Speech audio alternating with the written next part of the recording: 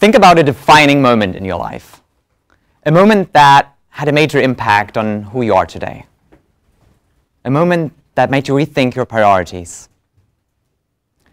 I wonder how many of you are thinking about a moment of adversity. Maybe you were involved in an accident, or you left a broken relationship, or you failed at something that was really important to you. One such moment that made me rethink what matters most to me was also caused by adversity. It was December 2000, 4 days before Christmas. I was 13 years old and had bruises all over my body. There were at least 50 of them. And what had started as a normal nosebleed here and there turned into something abnormal and concerning. So I went to my local doctor, who took a blood sample, and that same night I was admitted to the hospital. A number of tests followed until the doctors could tell my parents and me the diagnosis: leukemia.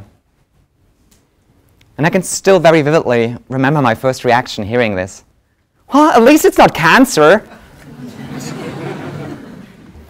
Well, my parents had to tell me that leukemia, in fact, was cancer, and I was devastated. What followed were long months of chemotherapy. Every morning I got an infusion of something that looked and smelled and indeed was toxic. I lost all my energy, most of my hair, and some mornings I couldn't quite recognize that face I saw in the mirror. And it turned out that chemotherapy alone wouldn't do the job. I needed a stem cell transplant from a genetic twin. No one in my family was a match, so the doctors turned to the worldwide registries of stem cell donors, and luckily, they found a genetic twin. A stem cell transplant saved my life. But this is not the end of the story. It's the beginning. This is not a talk about cancer. It's a talk about life. Having survived cancer, my attitude towards life completely changed. I realized that my life is finite, and it's my own choice and responsibility to make it matter. Going back to school was a blast. I enjoyed studying, which is probably not the most common thing for a 15-year-old. Started writing for a local newspaper, joined a drama group, and found my passion for acting. I created an exhibit about cancer to educate the public, together with a fellow patient. Traveled all across Europe and couldn't care less what other people thought about me. Overcoming cancer was the catalyst that kept me pushing forward in life and taught me lessons some people only learn when their life is coming to an end. But now, more than a decade after surviving cancer, the clarity of this defining experience started to wear off. While my attitude towards life is still very much shaped by that perspective that I gained, the lessons that I learned are less present in everyday life, and my autopilot started taking over again. So over the past few years, I've spent far too much time with people who only took energy but never gave me energy.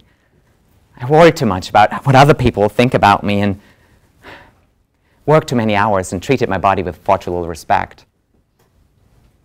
Think about your own moments of adversity. How much are the choices you make still shaped by that experience?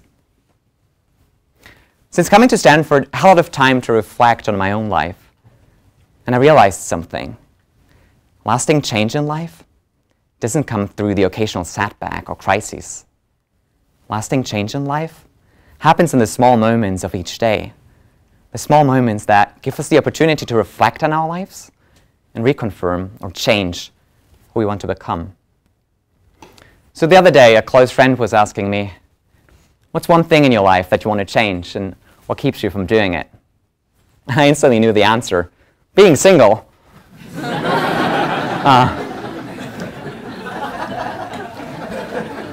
That's true. Deep relationships matter a lot to me, and in that moment, I felt inspired to finally do something about it. But seconds later, the voices in my head started shouting, this is a bad plan. Online dating is time-consuming and random, and there's a lot of creepy people on there. Meeting new people can lead to rejection, and isn't, complicated relationship just more work than being alone? And this is exactly the pattern that keeps repeating over and over again in the moments that can potentially be defining for us. You realize that you want to change something, but then you stop. You realize that you want to finally end that unhealthy relationship, quit that job you hate, spend more time with that friend, start volunteering, eat healthier, start working out, say I love you to someone, whatever it is, but you don't take action. You realize that you find this talk or conversation or book or article inspiring, but then that moment passes. Too often we let that moment slip through our fingers because we don't feel empowered to make a choice. We don't feel empowered to overcome the obstacles. But in these moments, we have to go further. We have to reflect on what's holding us back and make a choice to act. So that conversation with my friend kept me thinking. Yes, I can find 1,000, and I'm creative, so probably even more reasons why dating is time-consuming and complicated. But hey, it's important to me, so it's worth the effort. The only way I can lose is by not doing anything at all. And looking at my own life, I can find many of these small moments where reflecting on what's holding me back and making a choice to act can actually bring me a little bit closer to who I want to be. So last year, for example, I spent a lot of time recruiting for an internship in consulting. Although deep down I knew that that's not quite the thing I want to do with my life.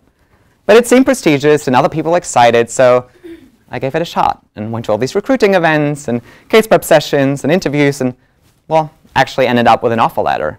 And holding that thing in my hand, I thought, well, it's like a solid plan. It'd be stupid to turn that down. And I was this close to signing until I stumbled upon my Stanford application essay on what matters most to me and why. And rereading that, I realized what I should have known before, that spending time in consulting wouldn't bring me any closer to that career in media that I want to have. So I took action and turned it down. At the end of last year, I felt pretty exhausted. I overcommitted to too many classes and outside projects and activities and social commitments and all that stuff we overcommit to, many of you do. And I felt that my mind lost its usual clarity and focus. And sitting in the airport, waiting for my flight back home for winter break, I felt like I have to do something about this. But the only idea I had was meditation, because I remembered conversations with friends who talked about the benefits of meditation.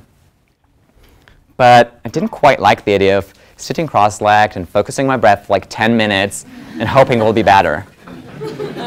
But truth be told, I didn't have any better idea, so I downloaded that meditation app that friend recommended and tried it out.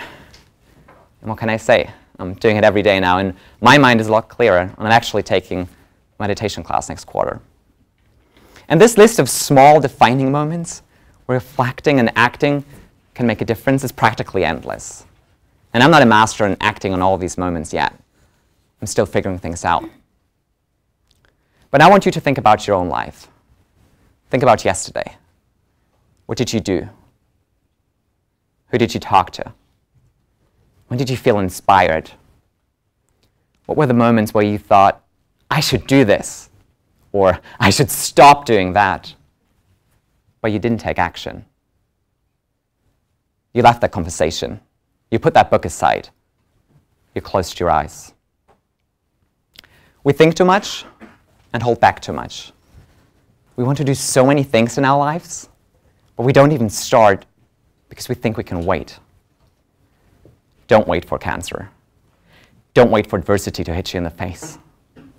But the next time you think, I should do this, don't go back to your busy life. Don't go back to autopilot. But instead, ask yourself, what's holding you back? Reflect and act right now. Your defining moment can be right now. Thank you.